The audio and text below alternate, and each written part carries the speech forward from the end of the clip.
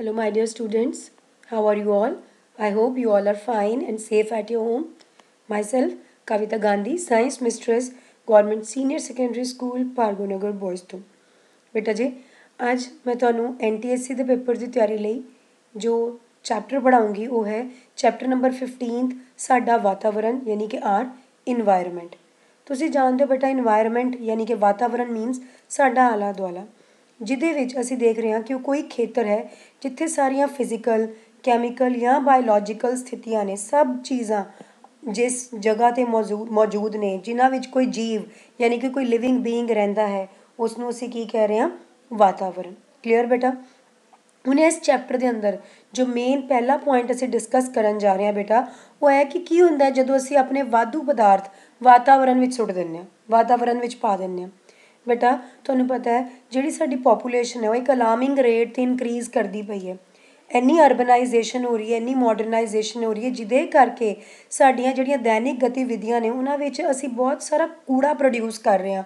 Waste ਭੋਜਨ ਹੈ, ਸਬਜ਼ੀਆਂ ਦੇ ਛਿਲਕੇ ਨੇ, ਚਾਹ ਦੀਆਂ ਵਰਤੀਆਂ ਪੱਤੀਆਂ ਨੇ, ਦੁੱਧ ਦੀਆਂ ਖਾਲੀ ਥੈਲੀਆਂ ਨੇ, ਖਾਲੀ ਡੱਬੇ ਨੇ, ਇੱਦਾਂ ਹੀ ਸੁੱਟ ਦਿੰਦੇ ਹਾਂ, ਹੈ ਨਾ। ਆਪਾਂ ਦੇਖਦੇ ਹਾਂ ਕਿ ਜਿਹੜੇ ਵਾਧੂ ਪਦਾਰਥ ਨੇ, ਜਿਹੜਾ ਕੂੜਾ ਹੈ, ਇਹਨਾਂ 'ਚੋਂ ਕੁਝ ਪਦਾਰਥ ਤਾਂ ਅਜਿਹਾ ਹੁੰਦਾ ਜਿਹੜਾ ਕੁਝ ਸਮੇਂ ਬਾਅਦ ਸੜ ਗਲ ਜਾਂਦਾ ਅਤੇ ਜਦ ਕਿ ਕੁਝ ਪਦਾਰਥ ਇਹੋ ਜਿਹੇ ਹੁੰਦੇ ਜਿਹੜੇ ਲੰਬੇ ਸਮੇਂ ਬਾਅਦ ਵੀ ਬਦਲਦੇ ਨਹੀਂ, ਇੰਝ ਦੇ ਇੰਝ ਹੀ ਵਾਤਾਵਰਣ ਵਿੱਚ ਪਏ ਰਹਿੰਦੇ ਨੇ। ਯਾਨੀ ਕਿ ਦੋ ਤਰ੍ਹਾਂ ਦੇ ਪਦਾਰਥਾਂ 'ਚ ਡਿਵਾਈਡ ਕਰ ਦਿੱਤਾ ਗਿਆ। ਉਹ ਪਦਾਰਥ ਜਿਹੜੇ ਕਿ ਜੈਵ ਕਿਰਿਆਵਾਂ ਦੁਆਰਾ ਅਪਘਟਿਤ ਹੋ ਜਾਣਗੇ, ਖਤਮ ਹੋ ਜਾਣਗੇ, ਵਾਤਾਵਰਣ ਵਿੱਚ ਨਹੀਂ ਰਹਿਣਗੇ, ਉਹਨਾਂ ਨੂੰ ਅਸੀਂ ਕਹਾਂਗੇ ਜੈਵ ਵਿਘਟਨਸ਼ੀਲ ਪਦਾਰਥ। ਅਤੇ ਉਹ ਪਦਾਰਥ ਜਿਹੜੇ ਅਪਘਟਿਤ ਨਹੀਂ ਹੋਣਗੇ, ਡੀਕੰਪੋਜ਼ ਨਹੀਂ ਹੋਣਗੇ, ਉਹਨਾਂ ਨੂੰ ਅਸੀਂ ਕਹਾਂਗੇ ਬੇਟਾ ਜੈਵ ਅਵਿਘਟਨਸ਼ੀਲ ਪਦਾਰਥ। ਠੀਕ ਹੈ, ਜੈਵ ਵਿਘਟਨਸ਼ੀਲ ਨੂੰ ਕਹਿ ਦਿੱਤਾ ਗਿਆ ਬਾਇਓਡੀਗ੍ਰੇਡੇਬਲ ਸਬਸਟੈਂਸਿਸ ਅਤੇ ਜੈਵ ਅਵਿਘਟਨਸ਼ੀਲ ਨੂੰ ਕਹਿ ਦਿੱਤਾ ਜਾਂਦਾ ਨੋਨ ਬਾਇਓਡੀਗ੍ਰੇਡੇਬਲ ਸਬਸਟੈਂਸਿਸ, ਯਾਨੀ ਕਿ ਜਿਹੜੇ ਡੀਕੰਪੋਜ਼ ਨਹੀਂ ਹੁੰਦੇ। ਤਾਂ ਬੇਟਾ ਇਟ ਮੀਨਸ ਕਿ ਜਿਹੜੇ ਨੋਨ ਬਾਇਓਡੀਗ੍ਰੇਡੇਬਲ ਸਬਸਟੈਂਸਿਸ ਨੇ ਉਹ ਇਨਐਕਟਿਵ ਹੁੰਦੇ ਨੇ, ਜਿੱਦਾਂ ਕਿ ਪਲਾਸਟਿਕ ਹੋ ਗਿਆ, ਉਹ ਬਹੁਤ ਲੰਬੇ ਸਮੇਂ ਤੱਕ ਸਾਡੇ ਵਾਤਾਵਰਣ ਵਿੱਚ ਉਸੇ ਤਰ੍ਹਾਂ ਹੀ ਪਿਆ ਰਹਿੰਦਾ ਹੈ, ਜਿਹਦੇ ਕਰਕੇ ਸਾਡੇ ਵਾਤਾਵਰਣ ਦੇ ਵੱਖ-ਵੱਖ ਅੰਗਾਂ ਨੂੰ ਬਹੁਤ ਜ਼ਿਆਦਾ ਹਾਨੀ ਪਹੁੰਚਦੀ ਹੈ। ਕਲੀਅਰ ਬੇਟਾ ਜੀ? ਨੈਕਸਟ ਇੰਪੋਰਟੈਂਟ ਪੁਆਇੰਟ ਇਜ਼ ਪਰਿਸਥਿਤਿਕ ਪ੍ਰਬੰਧ ਯਾਨੀ ਕਿ ਈਕੋਸਿਸਟਮ ਐਂਡ ਇਟਸ ਕੰਪੋਨੈਂਟਸ, ਇਹਦੇ ਘਟਕ। ਬੇਟਾ ਜਿੰਨੇ ਵੀ ਜੀਵ ਨੇ ਜਿਵੇਂ ਕਿ ਪੌਦੇ, ਜੰਤੂ, ਸੂਖਮ ਜੀਵ, ਮਨੁੱਖ ਅਤੇ ਭੌਤਿਕ ਕਾਰਕ ਯਾਨੀ ਕਿ ਜਿੰਨੇ ਵੀ ਫਿਜ਼ੀਕਲ ਕੰਪੋਨੈਂਟਸ ਨੇ, ਇਹਨਾਂ ਸਾਰਿਆਂ ਵਿੱਚ ਪਰਸਪਰ ਅੰਤਰ ਕਿਰਿਆ ਹੁੰਦੀ ਹੈ। ਪਰਸਪਰ ਅੰਤਰ ਕਿਰਿਆ ਮਤਲਬ ਬੇਟਾ ਇਹ ਸਭ ਚੀਜ਼ਾਂ ਆਪਸ ਵਿੱਚ ਇੰਟਰੈਕਟ ਕਰਦੀਆਂ ਰਹਿੰਦੀਆਂ ਨੇ, ਫਿਜ਼ੀਕਲ ਵੀ ਅਤੇ ਬਾਇਓਲੋਜੀਕਲ ਵੀ। ਔਰ ਆਪਾਂ ਦੇਖਦੇ ਹਾਂ ਕਿ ਇਹ ਜਿਹੜੀ ਇੰਟਰੈਕਸ਼ਨ ਹੁੰਦੀ ਹੈ between biological and physical components, ਇਹਨੂੰ ਅਸੀਂ ਕਹਿੰਦੇ ਹਾਂ ਈਕੋ ਸਿਸਟਮ। ਔਰ ਇਹ ਜਿਹੜਾ ਈਕੋ ਸਿਸਟਮ ਹੈ ਇਹ ਨੇਚਰ ਦੇ ਅੰਦਰ ਇੱਕ ਬੈਲੈਂਸ ਬਣਾਏ ਰੱਖਦਾ ਹੈ। ਬੇਟਾ ਕੋਈ ਵੀ ਖੇਤਰ ਦੇ ਸਾਰੇ ਜੀਵ ਅਤੇ ਵਾਤਾਵਰਣ ਦੇ ਨਿਰਜੀਵ ਕਾਰਕ ਸੰਯੁਕਤ ਰੂਪ ਵਿੱਚ ਪਰਿਸਥਿਤਿਕ ਪ੍ਰਬੰਧ ਬਣਾਉਂਦੇ ਨੇ, ਯਾਨੀ ਕਿ ਲਿਵਿੰਗ ਅਤੇ ਨੋਨ ਲਿਵਿੰਗ ਯਾਨੀ ਕਿ ਬਾਇਓਟਿਕ ਅਤੇ ਇਹ ਬਾਇਓਟਿਕ ਜਿਹੜੇ ਕੰਪੋਨੈਂਟਸ ਨੇ ਉਹ ਮਿਲ ਕੇ ਕੀ ਬਣਾ ਰਹੇ? Eco system. ਲਿਵਿੰਗ 'ਚ ਤੁਸੀਂ ਸਮਝ ਗਏ ਜਿਵੇਂ ਕਿ ਪੌਦੇ, ਜੰਤੂ, ਸੂਖਮ ਜੀਵ, ਮਨੁੱਖ। ਔਰ ਇਹ ਬਾਇਓਟਿਕ ਦੇ ਅੰਦਰ ਬੇਟਾ ਕਿਹੜੇ ਕਿਹੜੇ ਕੰਪੋਨੈਂਟਸ ਆ ਜਾਣਗੇ ਜਿਹਨੂੰ ਤੁਸੀਂ ਨਿਰਜੀਵ ਘਟਕ ਕਹਿੰਦੇ ਹੋ ਬੇਟਾ, ਜਿੱਦਾਂ ਕਿ ਤਾਪ, ਵਰਖਾ, ਧੁੱਪ, ਮਿੱਟੀ, ਖਣਿਜ। ਠੀਕ ਹੈ, ਇਹ ਸਾਰੇ ਕਿਹੜੇ ਆ ਗਏ? ਇਹ ਬਾਇਓਟਿਕ ਕੰਪੋਨੈਂਟਸ ਆ ਗਏ। ਹੁਣ ਬੇਟਾ ਆਪਾਂ ਦੇਖਣਾ ਹੈ ਕਿ ਇਹਦੇ ਮੇਨ ਕੰਪੋਨੈਂਟਸ ਕਿਹੜੇ ਨੇ ਈਕੋਸਿਸਟਮ ਦੇ। ਤਾਂ ਸਭ ਤੋਂ ਪਹਿਲੇ ਆਪਾਂ ਪੜ੍ਹਨ ਜਾ ਰਹੇ ਹਾਂ ਫਸਟ ਵੈਰੀ ਇੰਪੋਰਟੈਂਟ ਕੰਪੋਨੈਂਟ ਜਿਹਦੇ 'ਤੇ ਕਹਿ ਲਓ ਸਭ ਕੁਝ ਬੇਸਡ ਹੈ, ਉਹ ਹੈ ਉਤਪਾਦਕ। ਨਾਮ ਤੋਂ ਹੀ ਪਤਾ ਚੱਲ ਰਿਹਾ ਕੁਝ ਬਣਾਉਣ ਵਾਲੇ, ਉਤਪਾਦ ਕਰਨ ਵਾਲੇ। ਤਾਂ ਇਹ ਕੌਣ ਨੇ? ਸਾਰੇ ਹਰੇ ਪੌਦੇ ਅਤੇ ਵਿਸ਼ੇਸ਼ ਜਿਹੜੀ ਨੀਲੀ ਹਰੀ ਕਾਈ ਹੁੰਦੀ ਹੈ, ਬਲੂ ਗ੍ਰੀਨ ਐਲਗੀ ਹੁੰਦੀ ਹੈ, ਜਿਨ੍ਹਾਂ ਦੇ ਅੰਦਰ ਕਲੋਰੋਫਿਲ ਪ੍ਰੈਜ਼ੈਂਟ ਹੈ। ਔਰ ਇਹਨਾਂ ਦੇ ਅੰਦਰ ਇੱਕ ਕੈਪੇਬਿਲਿਟੀ ਹੈ ਕਿ ਸਨਲਾਈਟ ਨੂੰ ਯੂਜ਼ ਕਰਕੇ ਉਹ ਫੋਟੋਸਿੰਥਸਿਸ ਕਰਦੇ ਨੇ, ਪ੍ਰਕਾਸ਼ ਸੰਸਲੇਸ਼ਨ ਦੀ ਕਿਰਿਆ ਕਰਦੇ ਨੇ, ਜਿਹਦੇ ਕਰਕੇ ਉਹ ਅਕਾਰਬਨਿਕ ਪਦਾਰਥਾਂ ਤੋਂ ਬੇਟਾ ਕਾਰਬਨਿਕ ਪਦਾਰਥ ਜਿੱਦਾਂ ਕਿ ਆਪਾਂ ਕਹਿੰਦੇ ਹਾਂ ਗਲੂਕੋਜ਼ ਜਾਂ ਸਟਾਰਚ ਦਾ ਨਿਰਮਾਣ ਕਰ ਸਕਦੇ ਨੇ। ਉਹ ਸਾਰੇ ਕੌਣ ਆ ਗਏ ਬੇਟਾ? ਉਤਪਾਦਕ ਆ ਗਏ। Clear? Then next second point ਆਇਆ ਬੇਟਾ ਖਪਤਕਾਰ। ਹੁਣ ਜਿਹੜਾ ਖਪਤਕਾਰ ਹੈ ਉਹ ਕੀ ਹੈ? ਉਹ ਜੀਵ ਜੋ ਉਤਪਾਦਕਾਂ ਦੁਆਰਾ ਉਤਪਾਦਿਤ ਭੋਜਨ ਉੱਤੇ ਸਿੱਧੇ ਜਾਂ ਅਸਿੱਧੇ ਤੌਰ 'ਤੇ ਨਿਰਭਰ ਕਰੇਗਾ, ਉਹਨੂੰ ਖਪਤਕਾਰ ਕਹਿ ਦਾਂਗੇ। ਖਪਤਕਾਰ ਯਾਨੀ ਕਿ ਕੰਜ਼ਿਊਮਰ। ਠੀਕ ਹੈ ਬੱਚੇ, ਕੰਜ਼ਿਊਮਰ ਜਿਨ੍ਹਾਂ ਨੇ ਕੰਜ਼ਿਊਮ ਕਰਨਾ, ਜਿਨ੍ਹਾਂ ਨੇ ਪ੍ਰੋਡਿਊਸਰਸ ਦੇ ਉੱਪਰ, ਉਤਪਾਦਕ ਦੇ ਉੱਪਰ ਡਿਪੈਂਡ ਕਰਨਾ ਹੈ ਨਾ। ਆਪਾਂ ਪੜ੍ਹਦੇ ਹਾਂ ਕੰਜ਼ਿਊਮਰਸ ਕਿਹੜੇ ਕਿਹੜੇ ਹੋ ਸਕਦੇ ਆ। ਅਗਰ ਤਾਂ ਉਹ ਹਰੇ ਪੌਦੇ ਖਾ ਰਹੇ ਨੇ ਤਾਂ ਉਹ ਸ਼ਾਕਾਹਾਰੀ ਨੇ ਯਾਨੀ ਕਿ ਹਰਬੀਵੋਰਸ ਨੇ। अगर वो मांस खा रहे हैं तो वो मांसाहारी यानी कि कार्निवोर्स ने। और अगर वो दोनों चीज़ां खा रहे जिद्दां कि ह्यूमन बींग्स हो गए, ਕਾਂ हो गया, वो की है सर्वहारी यानी कि ओमनीवोर्स हो गए। और ਨੈਕਸਟ ਪੁਆਇੰਟ ਆਉਂਦਾ ਪਰਜੀਵੀ। ਪਰਜੀਵੀ ਹੁੰਦੇ ਜਿਹੜੇ ਕਿਸੇ ਦੂਜੇ ਜੀਵ ਉੱਤੇ ਨਿਰਭਰ ਕਰਨ, ਜਿੱਦਾਂ ਕਿ ਆਪਾਂ ਕਹਿੰਦੇ ਆ ਪੈਰਾਸਾਈਟਸ ਆ ਗਏ, ਠੀਕ ਹੈ, ਉਹ ਕੀ ਹੋ ਗਿਆ ਬੇਟਾ ਪਰਜੀਵੀ। ਇਟ ਮੀਨਸ ਦੋ ਕੰਪੋਨੈਂਟ ਹੋ ਗਏ, ਇੱਕ ਪੜ੍ਹ ਲਿਆ ਸੀ ਉਤਪਾਦਕ ਯਾਨੀ ਕਿ ਪ੍ਰੋਡਿਊਸਰ, ਦੂਸਰਾ ਕੰਪੋਨੈਂਟ ਪੜ੍ਹਿਆ ਸੀ ਕੰਜ਼ਿਊਮਰ, ਤੀਸਰਾ ਜਿਹੜਾ ਕੰਪੋਨੈਂਟ ਹੈ ਉਹ ਵੀ ਬੜਾ ਇੰਪੋਰਟੈਂਟ ਹੈ, ਉਹ ਕੰਪੋਨੈਂਟ ਹੈ ਬੇਟਾ ਡੀਕੰਪੋਜ਼ਰਸ। ਹੁਣ ਬੱਚੇ ਡੀਕੰਪੋਜ਼ਰ ਕੌਣ ਹੋਏ? ਡੀਕੰਪੋਜ਼ਰ ਮਤਲਬ ਨਿਖੇੜਕ। ਜਿਹੜੇ ਨਿਖੇੜਕ ਹੁੰਦੇ ਨੇ, ਨਾਮ ਤੋਂ ਹੀ ਪਤਾ ਚੱਲ ਰਿਹਾ ਇਹਨਾਂ ਨੇ ਨਿਖੇੜਨਾ, ਤੋੜਨਾ। ਇਹਨਾਂ ਨੇ ਜਿਹੜੇ ਜਟਿਲ ਕਾਰਬਨਿਕ ਪਦਾਰਥ ਨੇ ਉਹਨਾਂ ਨੂੰ ਦੁਬਾਰਾ ਵਾਪਿਸ ਸਰਲ ਅਕਾਰਬਨਿਕ ਪਦਾਰਥਾਂ ਵਿੱਚ ਬੇਟਾ ਜੀ ਬਦਲ ਦੇਣਾ ਹੈ, ਠੀਕ ਹੈ, ਜੋ ਕਿ ਵਾਪਸ ਫਿਰ ਮਿੱਟੀ ਵਿੱਚ ਰਲ ਜਾਏਗਾ ਅਤੇ ਪੌਦਿਆਂ ਦੁਆਰਾ ਮੁੜ ਉਪਯੋਗ ਵਿੱਚ ਲਿਆਇਆ ਜਾਏਗਾ। ਕਲੀਅਰ ਬੇਟਾ? ਅਗਰ ਆਪਾਂ ਇਹ ਦੇਖਦੇ ਹਾਂ ਕਿ ਅਗਰ ਇਹਨਾਂ ਦੀ ਅਣਹੋਂਦ ਹੋ ਜਾਏ, ਸੋਚੋ ਇਹ ਨਾ ਹੋਣ, ਤਾਂ ਜਿੰਨੇ ਮਰੇ ਹੋਏ ਜੰਤੂ ਨੇ ਜਾਂ ਪੌਦੇ ਨੇ ਉਹ ਸਾਰੇ ਉਸੇ ਜਗ੍ਹਾ 'ਤੇ ਪਏ ਰਹਿ ਜਾਣਗੇ। ਇਹਦਾ ਮਤਲਬ ਇਹ ਹੋ ਗਿਆ ਕਿ ਜਿਹੜੇ ਨਿਖੇੜਕ ਨੇ ਉਹ ਮਿੱਟੀ ਦੀ ਕੁਦਰਤੀ ਰੂਪ, ਆਪਾਂ ਕਹਿ ਰਹੇ ਹਾਂ ਕਿ ਕੁਦਰਤੀ ਰੂਪ ਵਿੱਚ ਮਿੱਟੀ ਦੀ ਕੀ ਕਰ ਰਹੇ ਨੇ? ਪੂਰਤੀ ਕਰ ਰਹੇ ਨੇ, ਕਿ ਜਿਹੜੇ ਖਣਿਜ ਇੱਕ ਵਾਰੀ ਪੌਦੇ ਨੇ ਮਿੱਟੀ ਤੋਂ ਲੈ ਲਏ, ਉਹ ਵਾਪਸ ਨਿਖੇੜਕਾਂ ਨੇ ਉਹੀ ਖਣਿਜ ਵਾਪਸ ਮਿੱਟੀ ਵਿੱਚ ਮਿਲਾ ਦਿੱਤੇ। ਕਲੀਅਰ ਬੇਟਾ ਦੇ ਕੰਪੋਨੈਂਟਸ, ਰਾਈਟ? ਨੈਕਸਟ ਇਜ਼ ਭੋਜਨ ਲੜੀ ਅਤੇ ਭੋਜਨ ਜਾਲ ਯਾਨੀ ਕਿ food chain and food web. ਬੇਟਾ ਤੁਹਾਡੇ ਸਾਹਮਣੇ ਜਿਹੜੀ ਪਿਕਚਰ ਸ਼ੇਅਰ ਕੀਤੀ ਜਾ ਰਹੀ ਹੈ, ਦੇਖੋ ਇਹ 'ਚ 3 ਤਰ੍ਹਾਂ ਦੀਆਂ ਫੂਡ ਚੇਨਸ ਦਿਖਾਈਆਂ ਗਈਆਂ। ਫੂਡ ਚੇਨ ਦਾ ਮਤਲਬ ਹੀ ਕੀ ਹੁੰਦਾ? ਹੂ ਈਟਸ ਹੂਮ, ਕੌਣ ਕਿਹਨੂੰ ਖਾਏਗਾ, ਹੈ ਨਾ। ਤਾਂ ਸਾਨੂੰ ਪਤਾ ਹੈ ਜਿਹੜਾ ਭੋਜਨ ਲੜੀ ਦਾ, ਜਿਵੇਂ ਦੇਖੋ ਹਰ ਇੱਕ ਪੜਾਅ ਜਿਹੜਾ ਸ਼ੋਅ ਕੀਤਾ ਗਿਆ, ਜਿੱਦਾਂ ਪਹਿਲੀ ਆਪਾਂ ਅਗਰ ਭੋਜਨ ਲੜੀ ਦੀ ਉਦਾਹਰਨ ਦਈਏ, ਜਿੱਦਾਂ ਜੰਗਲ ਵਿੱਚ ਜਿਹੜੀ ਹੋ ਰਹੀ ਹੈ ਕਿ ਇਹ ਪੇੜ ਪੌਦੇ ਸੀ, ਇਹਨਾਂ ਨੂੰ ਕਿੰਨੇ ਇੱਕ ਹਿਰਨ ਨੇ ਖਾਧਾ ਔਰ ਹਿਰਨ ਨੂੰ ਇੱਕ ਸ਼ੇਰ ਚੀਤੇ ਨੇ ਖਾ ਲਿਆ। ਕਲੀਅਰ ਬੇਟਾ? ਇਹਦਾ ਮਤਲਬ ਭੋਜਨ ਲੜੀ ਦਾ ਜਿਹੜਾ ਹਰ ਇੱਕ ਪੜਾਅ ਹੈ, ਜਿੱਦਾਂ ਕਿ ਪੌਦੇ, ਹਿਰਨ, ਸ਼ੇਰ, ਤਿੰਨੋਂ ਦੇ ਤਿੰਨੋਂ ਜਿਹੜੇ ਪੜਾਅ ਨੇ ਉਹ ਇੱਕ ਆਹਾਰੀ ਪੱਧਰ ਬਣਾ ਰਹੇ, ਅਲੱਗ ਅਲੱਗ ਆਹਾਰੀ ਪੱਧਰ ਨੇ। ਸਭ ਤੋਂ ਪਹਿਲੇ ਕੌਣ ਆਉਂਦੇ? ਸਵੈਪੋਸ਼ੀ ਜਾਂ ਉਤਪਾਦਕ, ਹੈ ਨਾ, ਜਿੱਦਾਂ ਕਿ ਪਲਾਂਟਸ। ਇਹ ਹਮੇਸ਼ਾ ਪਹਿਲਾ ਆਹਾਰੀ ਪੱਧਰ ਬਣਾਉਣਗੇ ਅਤੇ ਸੂਰਜੀ ਊਰਜਾ ਦਾ ਸਥਿਰੀਕਰਨ ਕਰਕੇ ਯਾਨੀ ਕਿ ਸਨਲਾਈਟ ਨੂੰ ਲੈ ਕੇ ਉਹਨਾਂ ਨੇ ਉਹ ਜਿਹੜਾ ਭੋਜਨ ਬਣਾਇਆ ਉਹ ਕਿਹਨੂੰ ਅਵੇਲੇਬਲ ਕਰਾਉਣਾ ਅੱਗੇ? ਪਰਪੋਸ਼ੀਆਂ ਨੂੰ, ਹੈ ਨਾ, ਜਿਹੜੇ ਕਿ ਅੱਗੇ ਨੈਕਸਟ ਆਹਾਰੀ ਪੱਧਰ ਬਣਾਉਣਗੇ। ਆਹਾਰੀ ਪੱਧਰ ਮਤਲਬ ਟ੍ਰੋਫਿਕ ਲੈਵਲਸ ਬਣਾਉਣਗੇ। ਹੁਣ ਬੇਟਾ ਨੈਕਸਟ ਜਿਵੇਂ ਹਿਰਨ ਹੈ, ਹਿਰਨ ਇੱਕ ਸ਼ਾਕਾਹਾਰੀ ਹੈ, ਤਾਂ ਸ਼ਾਕਾਹਾਰੀ ਜਿਹੜਾ ਹੈ ਉਹ ਪਹਿਲੇ ਦਰਜੇ ਦਾ ਖਪਤਕਾਰ ਹੈ, ਬਟ ਆਹਾਰੀ ਪੱਧਰ ਕਿਹੜਾ ਬਣ ਗਿਆ? ਦੂਸਰਾ, ਕਿਉਂਕਿ ਪਹਿਲਾ ਆਹਾਰੀ ਪੱਧਰ ਤਾਂ ਪੌਦੇ ਨੇ, ਪ੍ਰੋਡਿਊਸਰਸ, ਹੈ ਨਾ। ਜਿਹੜਾ ਇਹ ਪਹਿਲੇ ਦਰਜੇ ਦਾ ਖਪਤਕਾਰ ਪਹਿਲੇ ਦਰਜੇ ਦਾ ਸੀ, ਪਰ ਇਹ ਬਣਾਇਆ ਕਿ ਇਹਨੇ ਦੂਸਰਾ ਆਹਾਰੀ ਪੱਧਰ ਬਣਾਇਆ। ਤੀਸਰੇ ਆਹਾਰੀ ਪੱਧਰ 'ਤੇ ਕੌਣ ਬੈਠਾ ਹੈ? ਚੀਤਾ। ਕਲੀਅਰ? ਯਾਨੀ ਕਿ ਇਹ ਜਿਹੜਾ ਕੀ ਹੋ ਗਿਆ? ਇੱਕ ਮਾਸਾਹਾਰੀ, ਹੈ ਹਾਈ ਲੈਵਲ ਦਾ ਮਾਸਾਹਾਰੀ ਹੋ ਗਿਆ, ਜਿੰਨੇ ਕਿ ਇਸ ਕੇਸ ਦੇ ਵਿੱਚ ਪਹਿਲੀ ਭੋਜਨ ਲੜੀ ਦੇ ਅੰਦਰ ਤੀਸਰਾ ਆਹਾਰੀ ਪੱਧਰ ਬਣਾ ਦਿੱਤਾ। ਅਗਰ ਅਸੀਂ ਐੜੇ ਵਾਲੀ ਬੇਟਾ ਫੂਡ ਚੇਨ ਦੀ ਗੱਲ ਕਰਦੇ ਹਾਂ, ਜਿਹੜੀ ਕਿ ਘਾਹ ਦੇ ਮੈਦਾਨ 'ਚ ਹੋ ਰਹੀ ਹੈ, ਦੇਖੋ ਇਹ ਕਿੰਨੇ ਆਹਾਰੀ ਪੱਧਰ ਵਾਲੀ ਫੂਡ ਚੇਨ ਹੈ ਬੇਟਾ? 5 ਆਹਾਰੀ ਪੱਧਰ। ਪਹਿਲੀ 3 ਵਾਲੀ ਸੀ, ਇਹ 5 ਵਾਲੀ ਹੈ, ਜਿਹਦੇ 'ਚ ਪਹਿਲੇ ਜਿਹੜੇ ਉਤਪਾਦਕ ਨੇ ਉਹ ਪਹਿਲਾ ਆਹਾਰੀ ਪੱਧਰ, ਗ੍ਰਾਸ ਹੌਪਰ ਜੋ ਕਿ ਪਹਿਲੇ ਦਰਜੇ ਦਾ ਖਪਤਕਾਰ ਹੈ ਇਹ ਦੂਸਰਾ ਆਹਾਰੀ ਪੱਧਰ ਬਣਾ ਰਿਹਾ, ਸੈਕਿੰਡ ਟ੍ਰੋਫਿਕ ਲੈਵਲ। ਤੀਸਰੇ ਨੰਬਰ 'ਤੇ ਜਿਹੜਾ ਫਰੋਗ ਹੈ ਇਹ ਦੂਸਰਾ ਖਪਤਕਾਰ ਹੋ ਗਿਆ, ਠੀਕ ਹੈ, ਪਹਿਲੇ ਦਰਜੇ ਦਾ ਸੀ ਗ੍ਰਾਸ ਹੌਪਰ, ਦੂਜੇ ਦਰਜੇ ਦਾ ਕੌਣ ਆ ਗਿਆ? ਫਰੋਗ, ਇਹ ਤੀਸਰਾ ਆਹਾਰੀ ਪੱਧਰ ਹੈ। ਸਨੇਕ ਜਿਹੜਾ ਇਹ ਚੌਥਾ ਆਹਾਰੀ ਪੱਧਰ ਹੈ। ਔਰ ਜਿਹੜਾ ਸਭ ਤੋਂ ਵੱਡੇ ਮਾਸਾਹਾਰੀ ਹੋ ਗਏ, ਜਿੱਦਾਂ ਪਹਿਲੀ ਵਿੱਚ ਚੀਤਾ ਸੀ, ਇਹਦੇ ਵਿੱਚ ਕੌਣ ਹੈ? ਈਗਲ ਹੈ। ਇਹ ਪੰਜਵੇਂ ਲੈਵਲ ਦਾ ਕੀ ਆ ਗਿਆ ਬੇਟਾ? ਆਹਾਰੀ ਪੱਧਰ ਆ ਗਿਆ, ਠੀਕ ਹੈ, ਯਾਨੀ ਕਿ 5th ਲੈਵਲ ਟ੍ਰੋਫਿਕ ਲੈਵਲ ਆ ਗਿਆ, 5th ਨੰਬਰ ਦਾ। ਔਰ ਅਗਰ ਮੈਂ ਦੇਖਾਂ ਥਰਡ ਜਿਹੜੀ ਈਡੀ ਵਾਲੀ ਤੁਹਾਡੀ ਫੂਡ ਚੇਨ ਰਿਪਰੈਜ਼ੈਂਟ ਕੀਤੀ ਜਾ ਰਹੀ ਹੈ ਉਹ ਤਲਾਬ ਵਿੱਚ ਹੋ ਰਹੀ ਹੈ, ਜੋ ਕਿ ਕਿੰਨੇ ਟ੍ਰੋਫਿਕ ਲੈਵਲਸ ਰਿਪਰੈਜ਼ੈਂਟ ਕਰ ਰਹੀ ਹੈ ਬੱਚੇ? 4। ਕਲੀਅਰ? ਯਾਨੀ ਕਿ ਇਹਦੇ ਵਿੱਚ ਸਾਨੂੰ ਇਹ ਪਤਾ ਚੱਲਿਆ ਕਿ ਫੂਡ ਚੇਨ ਕੀ ਹੈ ਔਰ ਹਰ ਇੱਕ ਟ੍ਰੋਫਿਕ ਲੈਵਲ ਕੀ ਹੈ। ਭੋਜਨ ਲੜੀ ਦੇ ਨਾਲ ਐਸੋਸੀਏਟਿਡ ਇੱਕ ਬੜਾ ਇੰਪੋਰਟੈਂਟ ਪੁਆਇੰਟ ਆਉਂਦਾ ਬੇਟਾ, ਊਰਜਾ ਦਾ ਪ੍ਰਵਾਹ, ਫਲੋ ਆਫ ਐਨਰਜੀ। ਤੁਸੀਂ ਦੇਖ ਰਹੇ ਹੋ ਇੱਥੇ ਪਿਕਚਰ 'ਚ ਇੱਕ ਪਿਰਾਮਿਡ ਬਣਿਆ ਹੈ, ਜਿਸ ਪਿਰਾਮਿਡ ਦੇ ਅੰਦਰ ਤੁਸੀਂ ਦੇਖ ਰਹੇ ਹੋ ਸਟ੍ਰੇਟ ਪਿਰਾਮਿਡ ਹੈ ਨਾ, ਵੱਧ ਤੋਂ ਘੱਟ ਵੱਲ ਜਾ ਰਿਹਾ ਹੈ। ਤੁਸੀਂ ਇਹਦੇ 'ਚ ਦੇਖੋਗੇ ਕਿ ਸਭ ਤੋਂ ਨੀਚੇ ਅਸੀਂ ਲਿਖਿਆ ਉਤਪਾਦਕ, ਦੈਨ ਪਹਿਲਾ ਖਪਤਕਾਰ, ਦੂਜਾ ਖਪਤਕਾਰ ਅਤੇ ਤੀਸਰਾ ਖਪਤਕਾਰ। ਹੁਣ ਅਸੀਂ ਪੜ੍ਹਦੇ ਹਾਂ ਕਿ ਇਸ ਪਿਰਾਮਿਡ ਦਾ ਮਤਲਬ ਕੀ ਹੈ, ਕਿ ਇਹ ਫਲੋ ਆਫ ਐਨਰਜੀ ਕੀ ਹੈ। ਤੁਸੀਂ ਦੇਖਦੇ ਹੋ ਬੇਟਾ ਇੱਕ ਸਥਲੀ ਅਗਰ ਪ੍ਰਸਥਿਤਿਕ ਪ੍ਰਬੰਧ ਦੀ ਗੱਲ ਕਰੀਏ ਤਾਂ ਉਹਦੇ ਵਿੱਚ ਜਿਹੜੇ ਪੌਦਿਆਂ ਦੀਆਂ ਪੱਤੀਆਂ ਦੁਆਰਾ ਪ੍ਰਾਪਤ ਕੀਤੀ ਜਾਣ ਵਾਲੀ ਸੂਰਜੀ ਊਰਜਾ ਦਾ ਲਗਭਗ 1% ਭਾਗ ਭੋਜਨ ਊਰਜਾ ਵਿੱਚ ਪਰਿਵਰਤਿਤ ਹੁੰਦਾ ਹੈ। ਯਾਨੀ ਕਿ ਜਿੰਨੀ ਸੋਲਰ એનર્ਜੀ ਆ ਰਹੀ ਹੈ, ਇੱਕ ਪੌਦੇ ਨੇ ਆਪਣਾ ਭੋਜਨ ਬਣਾਉਣ ਲਈ ਉਸ ਸੂਰਜ ਦੀ ਜਿੰਨੀ એનર્ਜੀ ਉਹਦਾ ਸਿਰਫ 1% ਭਾਗ ਲਿਆ। ਉਸ 1% ਭਾਗ ਨੂੰ ਇਸਤੇਮਾਲ ਕਰਕੇ ਉਹਨੇ ਕੀ ਹੈ, ਭੋਜਨ ਬਣਾ ਲਿਆ। ਯਾਨੀ ਕਿ ਪਲਾਂਟ ਨੇ ਸਨ ਤੋਂ ਕਿੰਨੇ ਪਰਸੈਂਟ એનર્ਜੀ ਲਈ? 1%। ਅੱਗੋਂ ਹੁਣ ਉਸ ਪਲਾਂਟ ਨੂੰ ਕਿੰਨੇ ਖਾਣਾ ਹੈ? ਪਹਿਲੇ ਖਪਤਕਾਰ ਨੇ, ਹੈ ਨਾ। ਪਹਿਲੇ ਖਪਤਕਾਰ ਨੇ ਖਾਣਾ ਹੈ।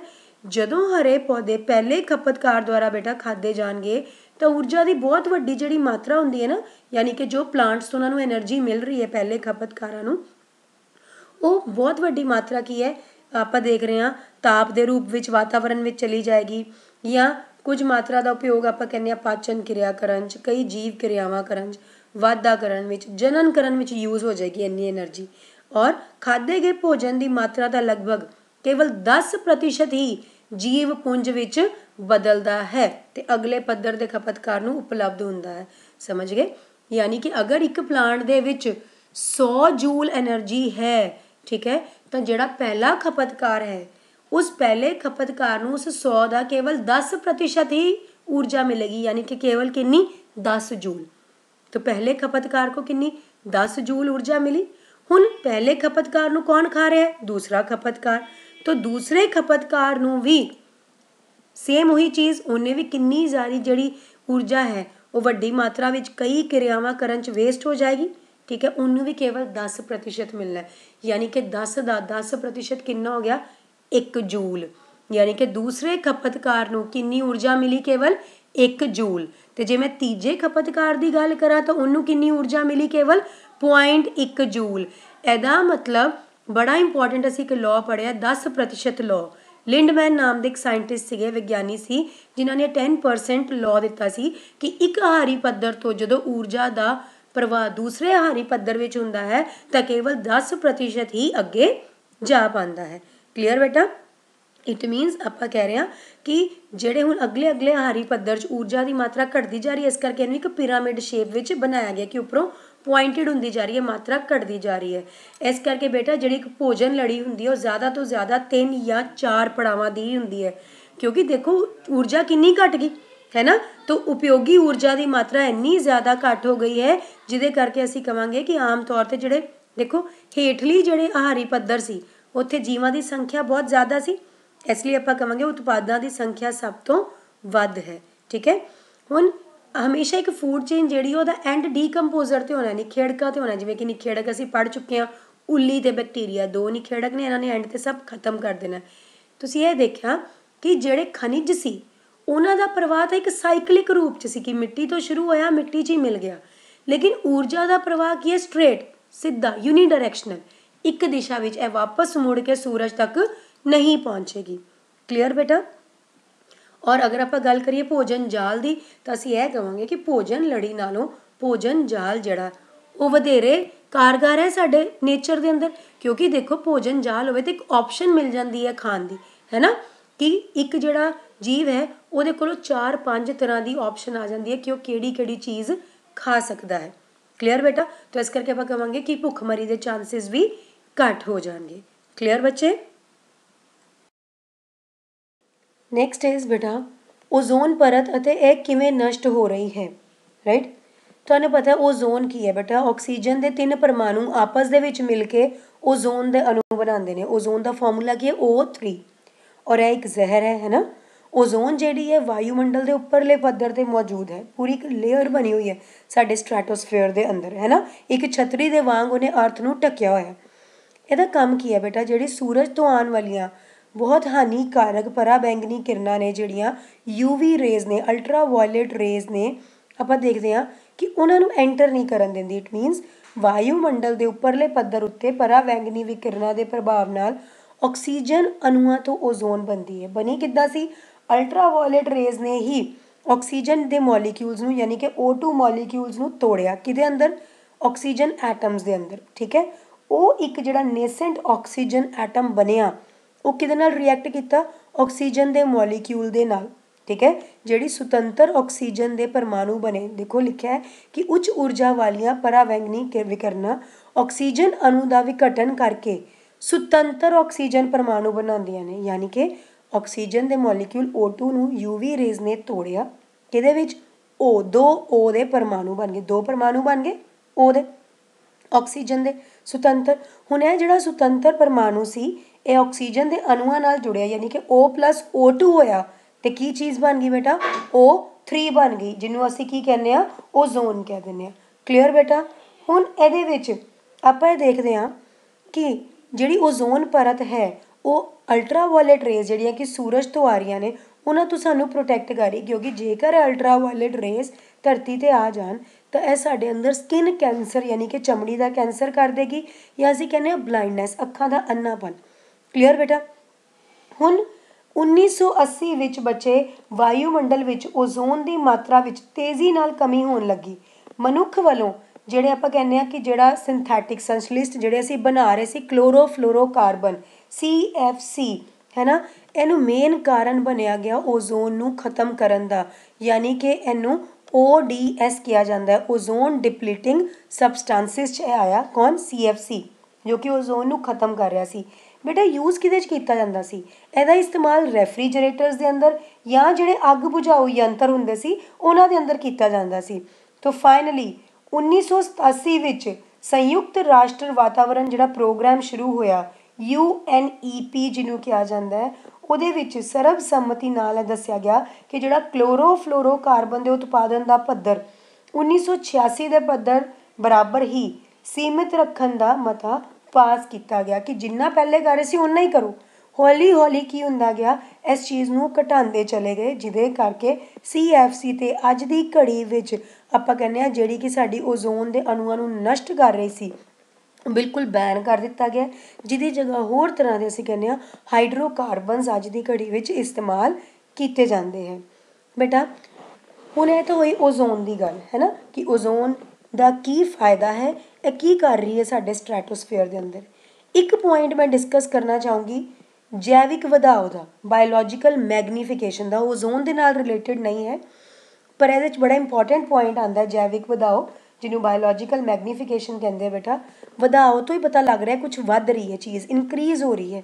ਬੇਟਾ ਜਿਹੜੇ ਨੋਨ ਬਾਇਓਡੀਗ੍ਰੇਡੇਬਲ ਸਬਸਟੈਂਸਿਸ ਹੈ, ਜਿਹੜੇ ਜੈਵ ਅਵਿਘਟਨਸ਼ੀਲ ਪਦਾਰਥ ਨੇ, ਉਹਨਾਂ ਦੀ ਮਾਤਰਾ ਆਪਾਂ ਦੇਖਦੇ ਹਾਂ ਜਦੋਂ ਉਹ ਸਾਡੀ ਭੋਜਨ ਲੜੀ 'ਚ ਐਂਟਰ ਕਰ ਜਾਂਦੇ ਇਹੋ ਜਿਹੀ ਚੀਜ਼ਾਂ, ਇਹਨਾਂ ਦੀ ਮਾਤਰਾ ਇੱਕ ਪੱਧਰ ਤੋਂ ਅਗਲੇ ਪੱਧਰ ਵਿੱਚ ਜਾਂਦੇ ਜਾਂਦੇ ਇਹਨਾਂ ਦੀ ਮਾਤਰਾ ਵੱਧਦੀ ਚਲੀ ਜਾਂਦੀ ਹੈ।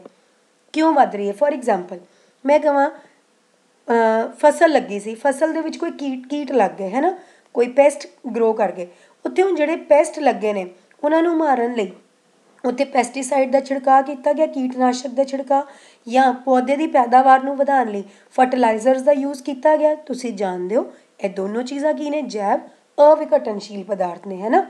ਹੁਣ ਅਗਰ ਅਸੀਂ ਉਹਨੂੰ ਯੂਜ਼ ਕਰ ਰਹੇ ਹਾਂ ਫਸਲਾਂ ਦੇ ਅੰਦਰ, ਪਲਾਂਟਸ ਦੇ ਉੱਪਰ ਪਾ ਦਿੱਤਾ ਗਿਆ, ਜਦੋਂ ਅਸੀਂ ਉਹਨਾਂ ਨੂੰ ਇਰੀਗੇਸ਼ਨ ਕੀਤੀ ਮਤਲਬ ਫੀਲਡ ਦੇ ਅੰਦਰ ਪੌਦਿਆਂ ਨੂੰ ਪਾਣੀ ਦਿੱਤਾ, ਅਗਰ ਜ਼ਿਆਦਾ ਮਾਤਰਾ 'ਚ ਪਾ ਦਿੱਤਾ ਗਿਆ ਤਾਂ ਉਹ ਪਾਣੀ 'ਚ ਰਲ ਕੇ ਹੋ ਸਕਦਾ ਨੇੜਲੇ ਕੋਈ ਤਲਾਬ ਦੇ ਵਿੱਚ ਚਲਾ ਜਾਏ, ਤਲਾਬ ਦੇ ਉਹ ਪਾਣੀ ਰਲ ਕੇ ਨਦੀਆਂ ਦੇ ਵਿੱਚ ਚਲਾ ਜਾਏ, ਹੈ ਨਾ। ਇਹਦਾ ਮਤਲਬ ਜੈਵ ਵਿਘਟਨਸ਼ੀਲ ਹਰ ਇੱਕ ਜਗ੍ਹਾ ਮੌਜੂਦ ਹੋ ਗਏ, ਹੈ ਨਾ। ਹੁਣ ਅਗਰ ਅਸੀਂ ਆਪਣੀ ਗੱਲ ਕਰੀਏ, ਅਸੀਂ ਉਹ ਸਬਜ਼ੀਆਂ ਨੂੰ ਖਾ ਰਹੇ ਹਾਂ, ਬੇਸ਼ੱਕ ਅਸੀਂ ਧੋ ਰਹੇ ਹਾਂ ਪਰ ਕੁਛ ਨਾ ਕੁਛ ਮਾਤਰਾ ਸਾਡੇ ਅੰਦਰ ਜਾ ਰਹੀ ਹੈ। ਤਲਾਬ ਦੇ ਵਿੱਚ ਅਗਰ ਚਲਾ ਗਿਆ, ਤਲਾਬ ਦੇ ਵਿੱਚ ਮੱਛੀ ਸੀ, ਮੱਛੀ ਦੇ ਅੰਦਰ ਉਹ ਜੈਵ ਅਵਿਘਟਨਸ਼ੀਲ ਪਦਾਰਥ ਨੇ, ਅਸੀਂ ਉਸ ਮੱਛੀ ਨੂੰ ਵੀ ਖਾ ਲਿਆ, ਹੈ ਨਾ, ਰਾਈਟ ਬੇਟਾ। ਅਗਰ ਅਸੀਂ ਕੋਈ ਦੇਖ ਰਹੇ ਹਾਂ ਕਿ ਬਈ ਦੁੱਧ ਪੀ ਰਹੇ ਹਾਂ, ਅਸੀਂ ਜਿਹੜੀ ਮੱਝ ਹੈ ਉਹ ਚਾਰਾ ਖਾ ਰਹੀ ਹੈ, ਉਹਦਾ ਅਸੀਂ ਦੁੱਧ ਜੇ ਲੈ ਰਹੇ ਹਾਂ, ਤਾਂ ਸਭ ਚੀਜ਼ਾਂ ਦੇ ਵਿੱਚ ਜੈਵ ਅਵਿਘਟਨਸ਼ੀਲ ਪਦਾਰਥ ਸੀ।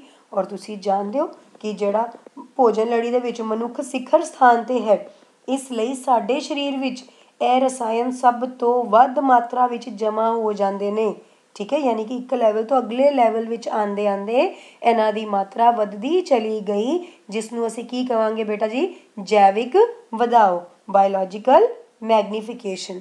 ਕਲੀਅਰ ਬੇਟਾ। ਇਸ ਕਰਕੇ ਕਿਹਾ ਜਾਂਦਾ ਹੈ ਕਿ ਕੋਈ ਵੀ ਚੀਜ਼ ਵਰਤੋ ਤੁਸੀਂ ਖਾਣ ਵਾਲੀ, ਉਹਨੂੰ ਚੰਗੀ ਤਰ੍ਹਾਂ ਧੋ ਕੇ ਸਾਫ਼ ਸੁਥਰਾ ਕਰਕੇ ਉਹਨੂੰ ਇਸਤੇਮਾਲ ਕੀਤਾ ਜਾਏ, ਰਾਈਟ ਬੇਟਾ। Last but not the least ਬੇਟਾ, ਬਹੁਤ ਇੱਕ ਚਿੰਤਾਜਨਕ ਵਿਸ਼ੇ ਹੈ ਕੂੜਾ ਕਰਕਟ ਦਾ ਪ੍ਰਬੰਧ, ਹੈ ਨਾ। ਤੁਹਾਨੂੰ ਪਤਾ ਹੈ ਕਿ ਜਿਹੜਾ ਸਾਡੇ ਦੁਆਰਾ ਪੈਦਾ ਕੀਤਾ ਜਾ ਰਿਹਾ ਕੂੜਾ ਹੈ, ਕੁਝ ਤਾਂ ਜੈਵ ਵਿਘਟਨਸ਼ੀਲ ਹੈ ਅਤੇ ਕੁਝ ਜੈਵ ਅਵਿਘਟਨਸ਼ੀਲ ਹੈ ਨਾ।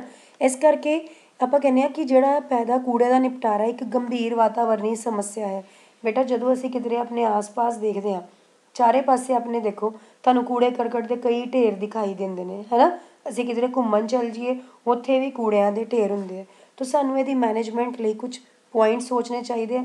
ਅਗਰ ਅਸੀਂ ਆਪਣੇ ਲੈਵਲ 'ਤੇ ਹੀ ਸੋਚੀਏ ਤਾਂ ਸਾਨੂੰ 3R ਪ੍ਰਿੰਸੀਪਲ ਜ਼ਰੂਰ ਅਪਣਾਉਣਾ ਚਾਹੀਦਾ ਬੇਟਾ। Reduce, reuse, recycle. ਘੱਟ ਵਰਤੋਂ, ਮੁੜ ਵਰਤੋਂ, ਮੁੜ ਚੱਕਰਨ, ਹੈ ਨਾ। ਕਿ ਅਸੀਂ ਜਿਹੜੀ ਚੀਜ਼ ਹੈ ਉਹਨੂੰ ਪਹਿਲੇ ਸੋਚ ਲਈਏ ਕਿ ਇਹ ਕਿਆ ਦੁਬਾਰਾ ਰੀਸਾਈਕਲ ਹੋ ਸਕਦੀ ਹੈ, ਕਿ ਇਹਨੂੰ ਦੁਬਾਰਾ ਇੱਦਾਂ ਹੀ ਯੂਜ਼ ਕਰ ਲਈਏ। ਕਿਉਂਕਿ ਇੰਨੀ ਜਿਹੜੀ ਅਸੀਂ ਕਹਿ ਰਹੇ ਹਾਂ ਪੈਕਿੰਗ ਦਾ ਯੁੱਗ ਹੈ, ਹਰ ਇੱਕ ਚੀਜ਼ ਪੈਕਿੰਗ 'ਚ ਹੈ, ਜਿਹਦੇ ਕਰਕੇ ਵੇਸਟੇਜ ਬਹੁਤ ਜ਼ਿਆਦਾ ਹੋ ਚੁੱਕੀ ਹੋਈ ਹੈ, ਰਾਈਟ। ਇਸ ਸਾਨੂੰ ਆਪਣੇ ਆਦਤਾਂ ਨੂੰ ਬਦਲਾਵ ਕਰਨ ਦੀ ਲੋੜ ਹੈ। ਜੇਕਰ ਸਾਡੀਆਂ ਆਦਤਾਂ ਬਦਲਣਗੀਆਂ ਤਾਂ ਜਿਹੜੀ ਕੂੜੇ ਦੀ ਪ੍ਰੋਡਕਸ਼ਨ ਹੈ, ਕੂੜੇ ਦੇ ਜਿਹੜੇ ਅਮਾਊਂਟ ਹੈ ਉਹ ਵੀ ਘਟੇਗੀ, ਹੈ ਨਾ।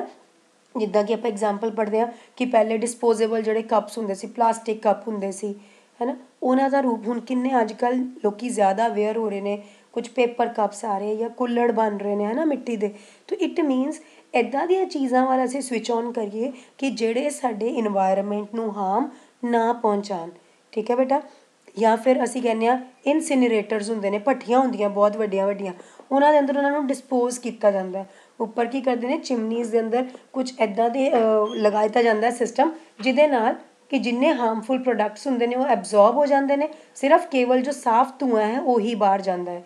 ਜਾਂ ਫਿਰ ਇੱਕ ਮੈਥਡ ਕੀ ਹੁੰਦਾ ਹੈ, ਲੈਂਡ ਫਿਲਿੰਗ ਦਾ। ਲੈਂਡ ਫਿਲਿੰਗ ਯਾਨੀ ਕਿ ਜਿੰਨਾ ਵੇਸਟ ਹੈ ਉਹਨੂੰ ਮਿੱਟੀ ਦੇ ਅੰਦਰ ਖੋਦ ਕੇ ਸਾਰਾ ਦੱਬ ਦਿੱਤਾ ਜਾਂਦਾ, ਉੱਪਰ ਕੋਈ ਕੰਸਟਰਕਸ਼ਨ ਕਰ ਦਿੱਤੀ ਜਾਂਦੀ ਹੈ, ਜਿੱਦਾਂ ਪਾਰਕ ਬਣਾ ਦਿੱਤੇ ਜਾਂਦੇ ਨੇ ਦਿੱਲੀ ਦੇ ਅੰਦਰ, ਜਿੱਦਾਂ ਇੰਦਰਪ੍ਰਸਥ ਪਾਰਕ ਬਣਾਇਆ ਗਿਆ। ਕਲੀਅਰ ਬੇਟਾ। ਤਾਂ ਇਸ ਤਰ੍ਹਾਂ ਸਭ ਤੋਂ ਅੱਜ ਦਾ ਮੇਨ ਇਸ਼ੂ ਹੈ ਕੂੜੇ ਕਰਕਟ ਦਾ ਪ੍ਰਬੰਧ। ਕਲੀਅਰ ਬੇਟਾ ਜੀ। ਅਤੇ ਮੈਂ ਉਮੀਦ ਕਰਦੀ ਹਾਂ ਕਿ ਜਿਹੜਾ ਚੈਪਟਰ ਅੱਜ ਅਸੀਂ ਪੜ੍ਹਿਆ ਹੈ ਬਹੁਤ ਈਜ਼ੀ ਚੈਪਟਰ ਹੈ, ਤੁਸੀਂ ਇਹਨੂੰ ਧਿਆਨ ਨਾਲ ਸੁਣਿਆ ਹੋਏਗਾ। ਜਿਹੜੇ ਇਹਦੇ ਅੰਦਰ ਅਸੀਂ ਮੇਨ ਪੁਆਇੰਟਸ ਪੜ੍ਹੇ ਸੀ ਕਿ ਪਰਿਸਥਿਤਿਕ ਪ੍ਰਬੰਧ ਯਾਨੀ ਕਿ ਈਕੋਸਿਸਟਮ ਕੀ ਸੀਗਾ, ਇਹਦੇ ਸਾਰੇ ਕੰਪੋਨੈਂਟਸ ਉਤਪਾਦਕ, ਖਪਤਕਾਰ ਅਤੇ ਨਿਖੇੜਕ ਪੜ੍ਹੇ ਸੀ। ਭੋਜਨ ਲੜੀ ਬਾਰੇ, ਹੈ ਨਾ, ਭੋਜਨ ਜਾਲ ਬਾਰੇ ਪੜ੍ਹਿਆ। ਦੈਨ ਸਾਡੀਆਂ ਜਿਹੜੀਆਂ ਮਨੁੱਖੀ ਗਤੀਵਿਧੀਆਂ ਸੀਗੀਆਂ ਉਹ ਕਿਸ ਤਰ੍ਹਾਂ ਵਾਤਾਵਰਨ ਉੱਤੇ ਪ੍ਰਭਾਵ ਪਾ ਰਹੀਆਂ ਸੀ। ਅਸੀਂ ਓਜ਼ੋਨ ਲੇਅਰ ਬਾਰੇ ਪੜ੍ਹਿਆ, ਹੈ ਨਾ, ਓਜ਼ੋਨ ਲੇਅਰ ਨੂੰ ਖ਼ਤਮ ਕਰਨ ਵਾਲੇ ਕਲੋਰੋਫਲੋਰੋ ਕਾਰਬਨ ਬਾਰੇ ਪੜ੍ਹਿਆ। ਫਿਰ ਅਸੀਂ ਕੂੜੇ ਬਾਰੇ ਪੜ੍ਹਿਆ। ਤਾਂ ਕਲੀਅਰ ਬੇਟਾ। ਨੈਕਸਟ ਅਸੀਂ ਆਪਣੀ ਜਿਹੜੀ ਸਾਡੀ ਅਸੀਂ ਵੀਡੀਓ ਭੇਜਾਂਗੇ, ਉਹਦੇ ਅੰਦਰ ਅਸੀਂ ਕੁਐਸਚਨ ਆਨਸਰਸ ਇਸ ਚੈਪਟਰ 'ਤੇ ਡਿਸਕਸ ਕਰਾਂਗੇ। ਕਲੀਅਰ ਬੇਟਾ। ਤਾਂ ਇਸ ਚੈਪਟਰ ਨੂੰ ਤੁਸੀਂ ਧਿਆਨ ਨਾਲ ਸੁਣਨਾ ਤਾਂ ਕਿ ਨੈਕਸਟ ਅਸੀਂ ਜਦੋਂ ਕੁਐਸਚਨ ਆਨਸਰ ਕਰੀਏ ਤਾਂ ਤੁਹਾਨੂੰ ਆਨਸਰਸ ਇਹਦੇ ਈਜ਼ੀਲੀ ਪਤਾ ਚੱਲ ਜਾਣ। ਓਕੇ ਬੇਟਾ, ਥੈਂਕ ਯੂ, ਟੇਕ ਕੇਅਰ।